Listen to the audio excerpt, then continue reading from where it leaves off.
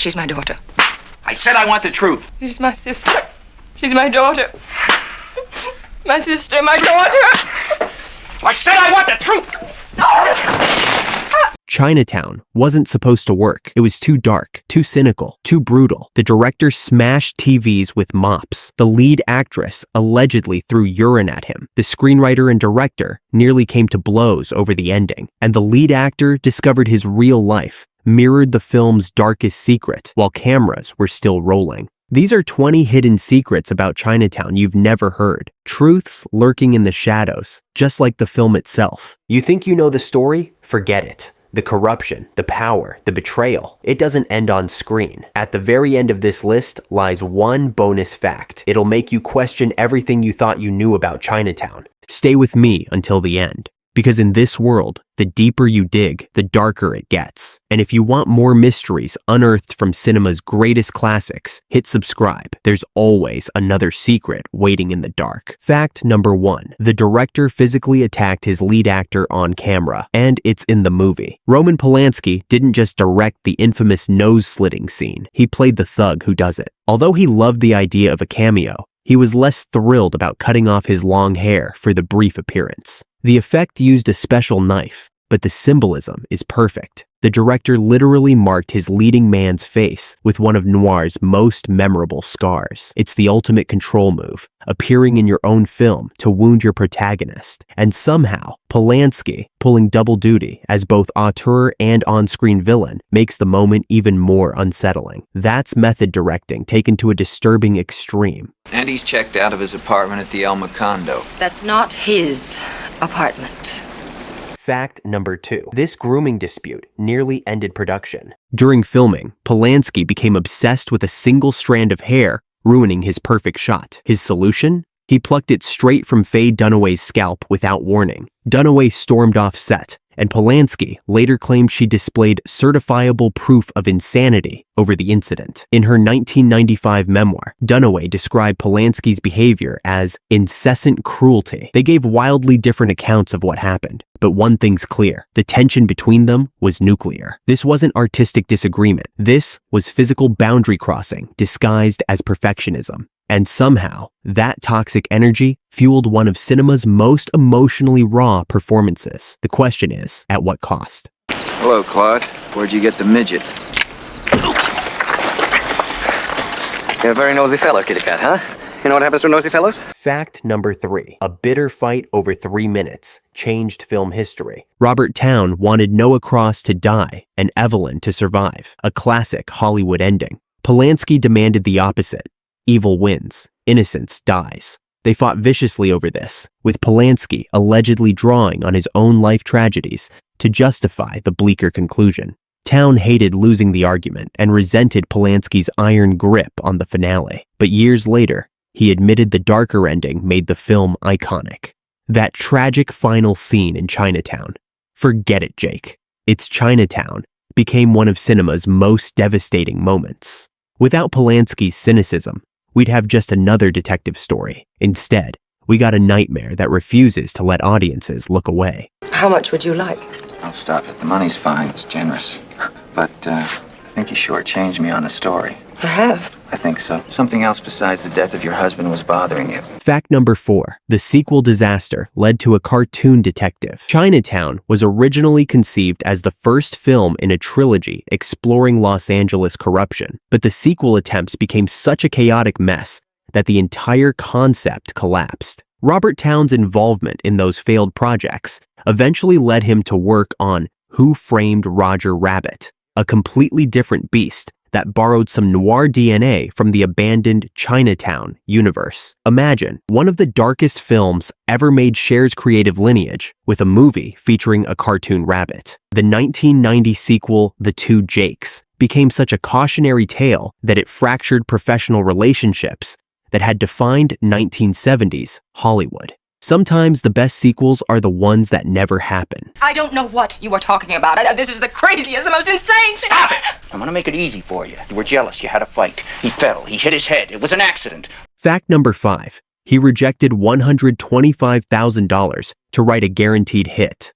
Producer Robert Evans offered screenwriter Robert Towne $125,000 to adapt The Great Gatsby, but Towne declined. He didn't think he could improve on Fitzgerald's novel. Instead, he accepted just $25,000 to write his own original story, Chinatown. In 1973 dollars, that's an insane gamble. The payday difference is staggering, and adapting Gatsby would have been far easier. But Towne bet on himself and won an Oscar for Best Original Screenplay. The irony? The film earned 11 nominations total, but won only that single award. Still, that one Oscar validated a decision that looked reckless on paper. Sometimes artistic integrity pays off, just not always in the obvious ways.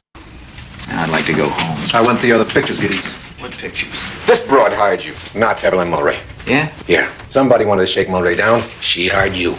That's how come you found out he was murdered. Fact number 6. This bathroom break refusal sparked Hollywood's most disgusting legend. One persistent tale claims Faye Dunaway threw a cup of her own urine at Polanski during filming. The story goes they were shooting a scene in a car, and Polanski demanded take after take, while Dunaway desperately pleaded for a bathroom break. When he refused, she reportedly took matters into her own hands. Literally. Neither party has fully confirmed or denied this nuclear-level act of rebellion, which somehow makes it more believable. It's the perfect metaphor for their toxic dynamic. A director who wouldn't yield an inch, and an actress who found the most visceral way possible to reclaim control. Whether true or not, the fact that everyone believes it could have happened says everything about that set. Do you know me? Well, I think I would have remembered. Have we ever met? Well, no. Never? Never. That's what I thought. You see, I'm Mrs. Evelyn Mulray. You know Mr. Mulray's wife? Fact number 7. A Lakers game nearly derailed the entire production. At one point, Jack Nicholson kept stalling the shoot to watch Lakers basketball games on his portable television. Polanski finally snapped. He grabbed a mop and smashed Nicholson's TV mid-production. Imagine being so committed to your vision that you destroy your lead actor's property, and somehow everyone just keeps working. This wasn't a tantrum. It was Polanski asserting dominance in the most absurd way possible. Nicholson, to his credit, apparently took it in stride. The Lakers lost that commitment war. But the real question is, how did their working relationship survive moments like this? The answer might be that the chaos actually fueled the film's manic energy. Either you tell me or I guess I don't know the answer.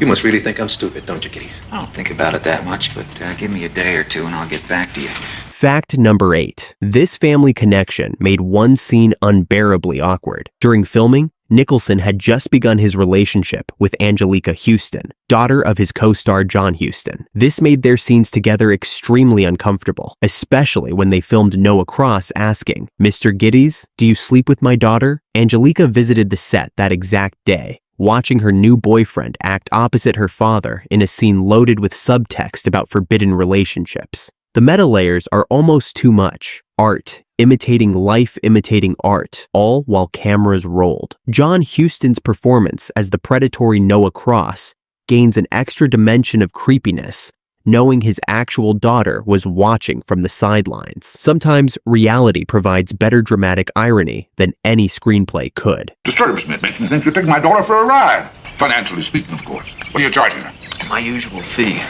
What's the bonus if I get results? Fact number 9. The city itself was a source of trauma. Roman Polanski was initially reluctant to return to Los Angeles for filming. It had been only a few years since the brutal murder of his pregnant wife, Sharon Tate, in the Hollywood Hills. Producer Robert Evans and Jack Nicholson had to persuade him that the script was worth confronting his trauma. Polanski finally agreed, but the darkness of the film's ending might reflect more than just artistic vision. It might reflect a man processing unspeakable loss. Every frame of Chinatown drips with doom and cynicism. Knowing that the director was filming in the city where his life shattered adds a haunting layer to the movie's nihilism. Sometimes, personal horror bleeds into art in ways that can't be separated. I went riding rather early. Looks like you went quite a distance. Just riding bareback. You might try the Oak Pass or the Stone Canyon Reservoir. Frequently at lunch, Hollis takes walks around them. Otherwise, you'll be home by 6:30. Fact number 10. One outburst defined their toxic dynamic. When Faye Dunaway asked Polanski what her character's motivation was during a scene,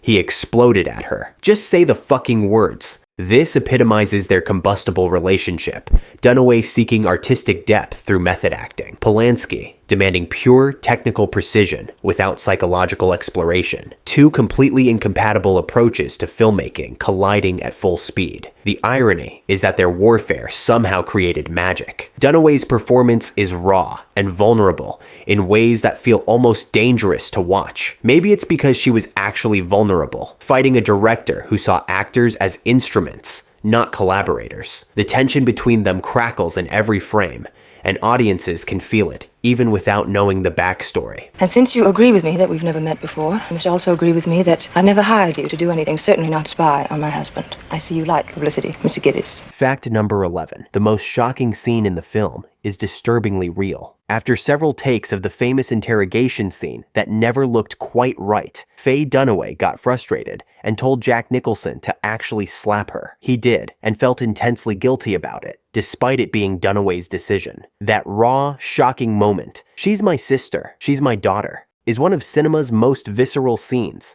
and it's real contact. You can see genuine pain flash across Dunaway's face. The desperation in her voice isn't just acting, it's a woman who demanded authenticity at any cost, even physical pain. Nicholson's discomfort is palpable too. This scene crystallizes everything Chinatown is about: the violence beneath civilization's surface, and the sacrifices artists make for their craft. She's my daughter. I said I want the truth. She's my sister. She's my daughter. My sister, my daughter. I said I want the truth. Fact number 12. Reality delivered the same plot twist 6 months later. In 1974, after making Chinatown and while filming The Fortune, Jack Nicholson was informed by Time magazine researchers that his sister was actually his mother, eerily similar to the revelation about Evelyn and Catherine in the film. Imagine discovering your life mirrors the darkest secret of a movie you just starred in. The cosmic timing is chilling. Nicholson had spent months exploring Jake Giddis's reaction to discovering incestuous family secrets, never knowing his own family had been hiding a nearly identical truth. Not incest, but identity deception at the same fundamental level. The universe delivered the cruelest possible method acting lesson. Sometimes you're already living the role you're playing, and you don't even know it. Where'd you say those groves were? In the Northwest Valley. It's like saying they're in Arizona. As good as my field men are out, I can't give you the exact location. You're a married man, aren't you? Fact number 13. An impossible restriction created claustrophobic genius. Polanski said that to stay true to Raymond Chandler's detective story tradition, he shot the whole movie from Jake Giddis's perspective. Nicholson appears in every single scene, an extremely restrictive filmmaking choice that forced the narrative into a subjective, claustrophobic experience. This wasn't common in 1974 Hollywood, where ensemble casts and multiple perspectives ruled, but the restriction pays off brilliantly. We're trapped in Jake's limited understanding, discovering truths exactly when he does, unable to see beyond his blind spots. When everything falls apart, we fall with him. Restrictions breed creativity, and Polanski's gamble redefined neo-noir. What's the matter? What's wrong? I told you we have a 5:30 You're gonna miss check. your train. Lou, meet me at 1972 Canyon Drive. Yeah, as soon as you can. Fact number 14. The corruption plot is barely disguised California history. Robert Towne found the narrative for Chinatown by drawing inspiration from William Mulholland, a real Los Angeles water superintendent involved in massive theft. The Owens Valley water scandal was one of the greatest public thefts in American history. Powerful men literally stealing water from farmers to enrich themselves and develop Los Angeles. Towne weaponized this real crime into noir poetry. The film's corruption isn't fiction, it's documentary with a detective overlay. That's why Chinatown feels so authentic and unsettling. Noah Cross isn't an exaggeration. He's barely a disguise for the actual robber barons who built California on stolen resources and broken lives. Sometimes, reality is darker than any screenwriter could invent. You would appreciate that if your father came to live with us. That's exactly what I wanted to hear you say. Good. I wonder, is it too late for us to have a look around? No, allow me to show you. Would you mind if we took a stroll on our own? Fact number 15. One casting decision changed everything. Jane Fonda was strongly considered for the role of Evelyn Mulwray, but Polanski insisted on Faye Dunaway. Given the on-set warfare that followed, the hair pulling, the alleged urine incident, the screaming matches, you have to wonder if Polanski regretted that choice. Or did he know exactly what he was doing? Maybe he understood that friction would create something electric on screen. A Jane Fonda version would have been an entirely different movie, probably more composed, less raw, certainly less violent behind the scenes.